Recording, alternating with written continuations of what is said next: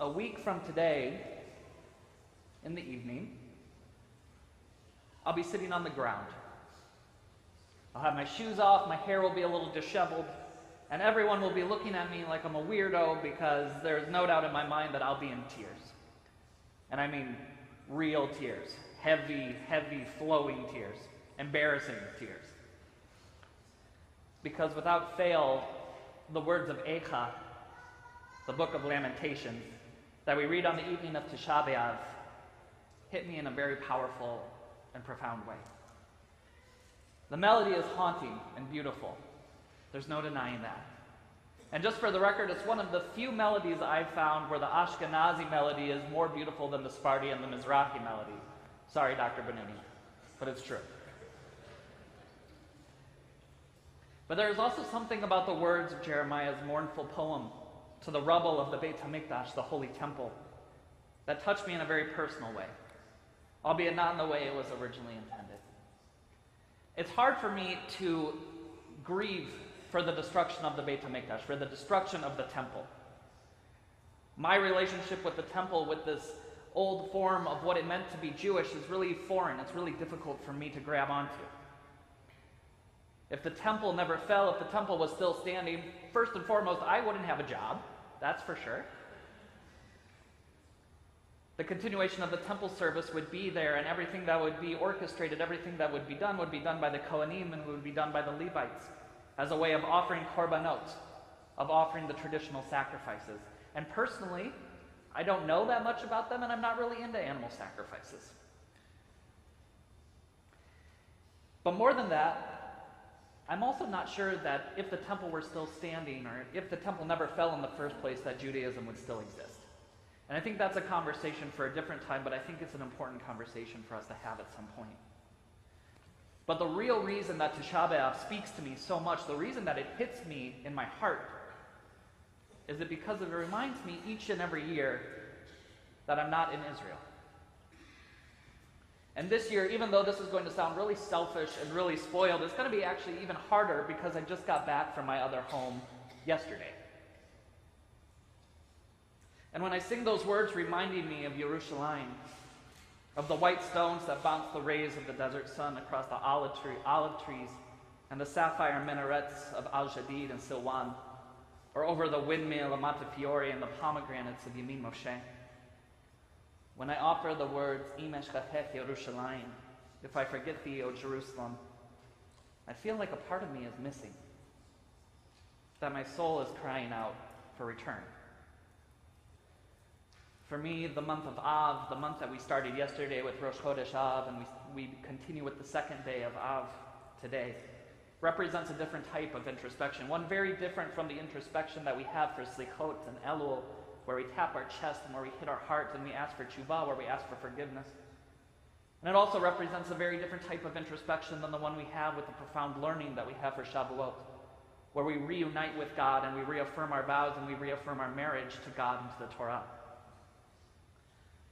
For me, Av is a time to remember what's missing, the gaps, the lacking, the things that we missed. It's a time for me to remember that my body and my mind are away from my spiritual home.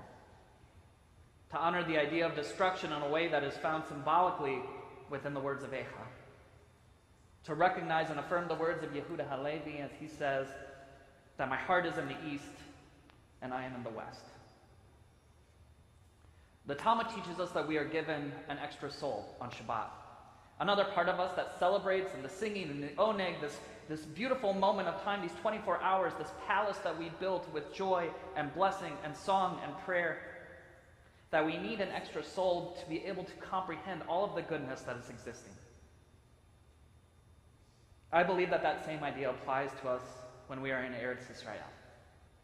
That when we walk through the narrow streets of the old city, or when we look out over the hills of the Galilee, that extra ruach, that extra spirit of something holy and sacred is within us. And because I believe that, I also believe that when we leave Israel, there's a moment of loss, where we have to say goodbye to an extra part of us that we won't see again until we book our next flight. But I also believe that this month of Av, is more complicated than we give it credit for. That it's far easier to call it a month of melancholy, of mourning, of sadness, and diminished joy, rather than recognizing that the full name of this month implies that there is more there for us. More depth for us to explore and to understand. Because the full name of this month is not Av. When the Chazan did Birkat HaKodesh last week, he didn't offer in or usher in the month of Av. Rather, we ushered in the month of Menachem Av. A word or a designation that we could translate to as the comforting of the Father. Not just Av, Menachem Av. And strangely enough, maybe because we're Jews and we're used to operating within some form of melancholy and guilt, we seem to intentionally omit the Menachem, the idea of comfort that comes with this month. We focus on these 9 days, we focus on these days when we don't shave, don't get a haircut, don't listen to music, where we keep ourselves from some of the pleasures that we experience in our lives, and we focus on those difficult moments and we completely omit the Menachem.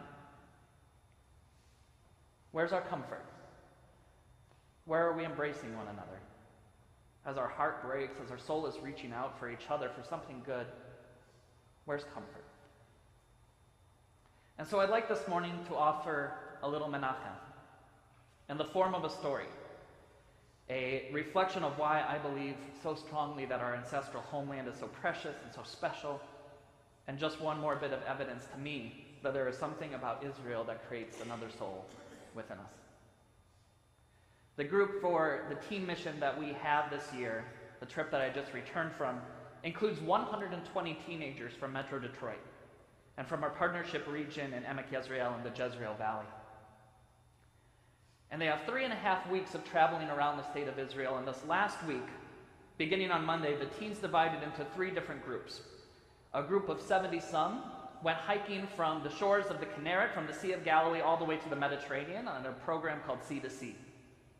Another group did Gadna, doing 4 days of training with the IDF. And another group, my group, made up of 22 young women and 2 young men, bit the bullet and signed up for 4 days of rigorous volunteering. A program of Tikkun Olam that had us harvesting fruits and vegetables for needy families, packaging food and goods, clearing a forest of cumbersome brush to protect and guard cattle from thieves and vandals, and a program that had us meeting with young Arab Israeli women who are on the front lines of advocating for women's rights within their towns and villages. And I have to stress that this work was not fun. It was hard. It was the furthest thing from glamorous. It contained no sightseeing, nothing that you would see in the Lonely Planets or the Rick Steves travel guides. It was getting dirty, getting cut and bruised, and getting exhausted, all for the sake of recognizing that this beautiful and this amazing country also has problems and needs some help. And these kids who had complained nonstop about the heat for the previous week, who had said that they were going to die multiple times while hiking Masada, and who said that they missed their phones almost as much as they missed Leo's conies. These kids absolutely transformed.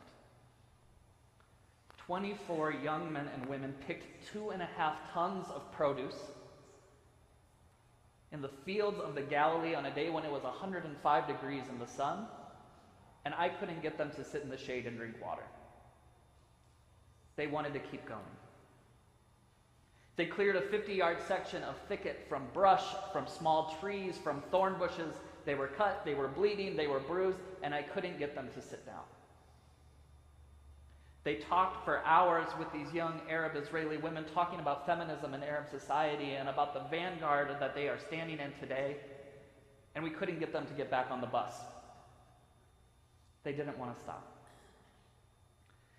And when these 4 days of this Tikkun Olam program were over, these 24 students asked for 2 things. Only 2 things. They didn't complain, they didn't beg us for anything else throughout the week. They asked for 2 things. One was that when we all got back from Israel, we would meet up and we would find a way to continue our projects of repairing this world together in Detroit. And 2, that me and Rabbi Jen later from Temple Israel would take them to the mikveh at the kibbutz where we were staying, and we would have them mark their transformation that they were experiencing over these last 4 days. 24 kids from 15 to 18 asked me and another rabbi to take them to the mikveh so that they could find a way to mark the transformation in their lives. And so on Wednesday night, while the rest of Israel was watching the World Cup semifinals, 24 young men and women went to the mikveh. And they wrote a personal blessing for themselves, acknowledging that they had been missing something in their lives, and that they would set an intention to remember what they had accomplished and how they had grown. And each of them dunked in the mikveh, offered their own personal prayers, and when they got out and when they got dressed, Rabbi later and I blessed them. We blessed them with words of thanks and hope, and then they returned to the other friends, and they all hugged each other as a family. There were lots of tears, there was lots of smiling, lots of hugging, but more than anything else, there was this incredible sense of menachem, of comfort.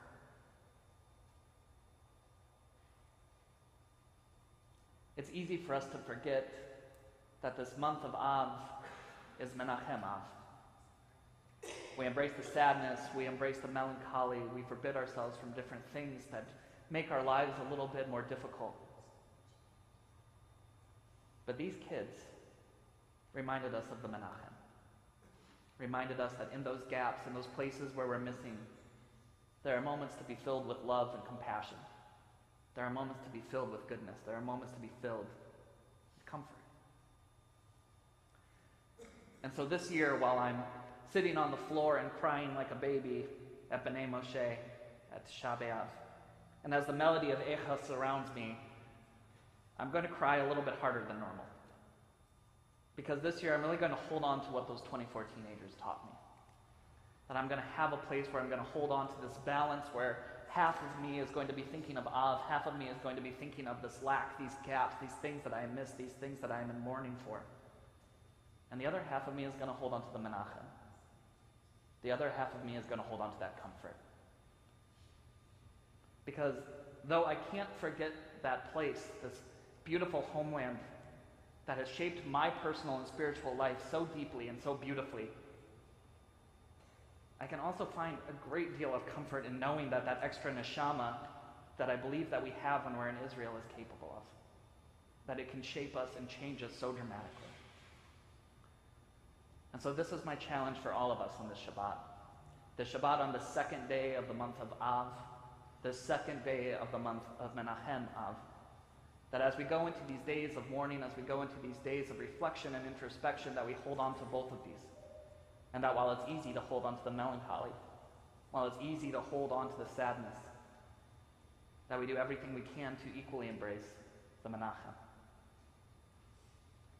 This Shabbat, as we celebrate together, I pray that we can be that comfort for one another as well.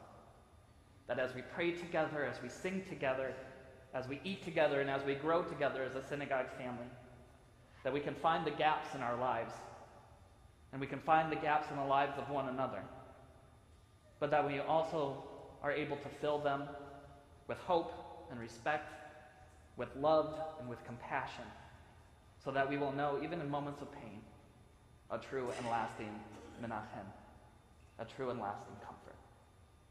Shabbat Shalom.